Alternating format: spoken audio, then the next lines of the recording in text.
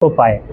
जब अरहंत हो गए तो फिर वो पूजनीय है, सम्माननीय है। उस समय राजा भी कहते हैं ना कि भगवान के पास जब अंगुलीमाल भंते जी डाकू बन जाते हैं, डाकू बनने के बाद भिक्षु बन जाते हैं, तो उसी दिन राजा अपनी चारों चतुरंगनी सेना लेकर आता है। तो कहते हैं कि भगवान हम लोग अंगुलीमाल डाकू को पकड़ने के लिए जा रहे हैं करके। तो कहते हैं कि भगवान कहते हैं कि महाराज यदि उस अंगुलीमाल आपको भिक्षु वेश में दिखाई दे तो कहते हो ही नहीं सकता।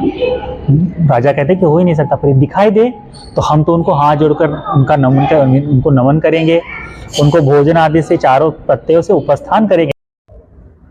जय भीम नमोधाय साथियों, आप देख रहे हैं बहुजन सम्राट टीवी। आपका स्वागत है बहुजन सम्राट टीवी में। मैत्रेय बुद्ध विहार सेक्टर 23 संजय नगर में है। कार्तिक पूर्णिमा का प्रोग्राम हो रहा है। आप जो मेरे पीछे ये देख रहे हैं, ये पूज्य भंते अंगुलीमाल जी की अस्थियां हैं, जो कि यहाँ पे लगाई गई हैं। और अंगुलीमाल भंते जो कि एक डाकू प्रवृत्ति के थे, लेकिन अपने सद्धर्म के मार्ग को तथागत बुद्ध की कृपा हुई और अंगुलीमाल भंते उनकी शरण में आए और ये उपाधि उन्होंने प्राप्त की, जो कि एक डाकू थे। डाकू होने के बावजूद भी इतना सम्मान और इतना आदर पूज्य भंते अंगुलीमाल जी को मिला, तो वो उनके अच्छे कार्य और अच्छे कर्मों के करने से ही प्राप्त हुआ। आप भी ऐसे ही अच्छे कार्य करें, अच्छे कर्म करें, ताकि आपका भी ऐसा ही सम्मान हो, नाम हो और आपका स्वाभिमान बढ़े। जय भीम नमोधाय। आप देखते रहिए बहुजन सम्राट टीवी और चैनल को ज़्यादा से ज़्यादा सब्सक्राइब करें, लाइक करें, शेयर करें, कमेंट करके बताएं आपको वीडियो कैसी लगी और भंते अंगुलीमाल जी की अस्थियां आपको कैसी लगी।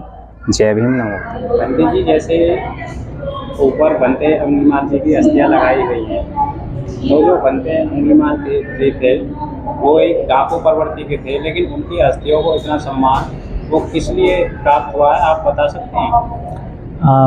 भगवान बुद्ध जी के धर्म में अरहंतों को सम्मान दिखाया जाता है।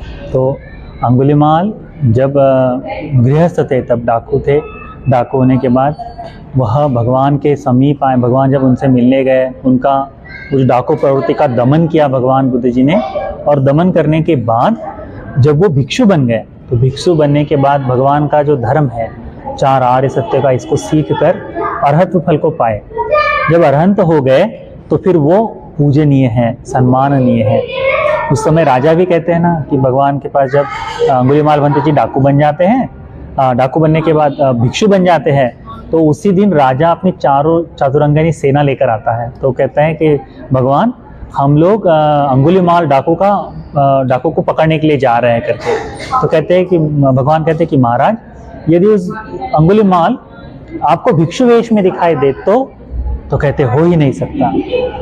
राजा कहते कि हो ही नहीं सकता, पर दिखाई दे तो हम तो उनको हाथ जोड़कर उनको नमन करेंगे, उनको भोजन आदि से चारों प्रत्ययों से उपस्थान करेंगे करके कहते हैं। तब भगवान बुद्ध जी कहते हैं कि ये जो बैठे हैं ये अंगुलीमाल है करके। तो भिक्षु बाजू में बैठे रहते उस समय, तो राजा डर जाते हैं, सेना डर जाती है। तो भगवान कहते हैं कि यहाँ डरने की कोई आवश्यकता नहीं, अब अंगुलीमाल डाकू नहीं है, अब अंगुलीमाल भिक्षु बन गए हैं। तब राजा जैसे अपना डर मिटाकर भगवान अंगुलीमाल भंते जी को जैसे उन्होंने कहा नमन करते हैं और कहते हैं कि भंते आपको यदि चारों प्रत्ययों की आवश्यकता है, यानी भोजन, यानी पिंडपात, चीवर, उसके बाद रहने की व्यवस्था और औषधि, इनकी किसी भी प्रत्यय की आवश्यकता हो तो आप हमसे मांग सकते हैं करके। तो अंगुलीमाल भंते जी कहते हैं कि मेरा पात्र, पिंडपात, सारी चीज़ें पूर्ण है, किसी चीज़ की आवश्यकता नहीं।